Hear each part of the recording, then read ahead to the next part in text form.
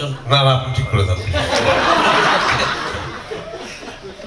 তুই আগে বল, তুই বল তুই তোটা ভালো হবে। বল তুই বল, প্রশ্নটা আবার বলেন না।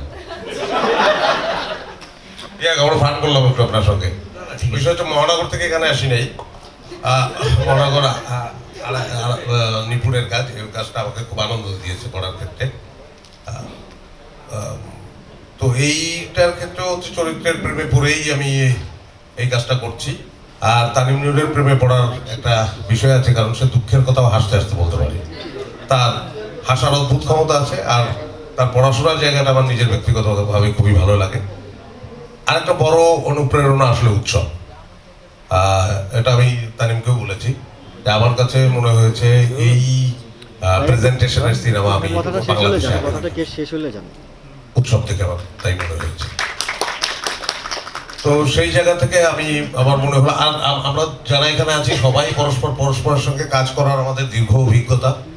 আমরা একসঙ্গে অনেক ওঠা বসা করেছি, বহু কিছু করেছি, শুধু ওঠা বসা না।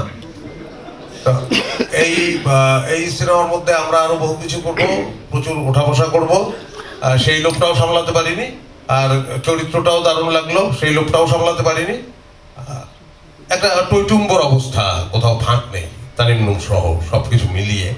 আর আমি খুব থ্যাঙ্কস দেবো আপনার প্রশ্নের উত্তরের বাইরে গিয়ে, সেটা হচ্ছে স্বাধীনকে, আরও একজন যিনি সামিউল স্ক্রিপ্টের সঙ্গে ছিলেন। আর স্ক্রিপ্টটাও আমাকে মুগ্ধ করেছে, তাদের লেখা, তাদের সংলাপ। আর হুমায়ুন স্যারের উপন্যাসটা তো আগে বলেছি, সেটা তো দারুণ ছিলই।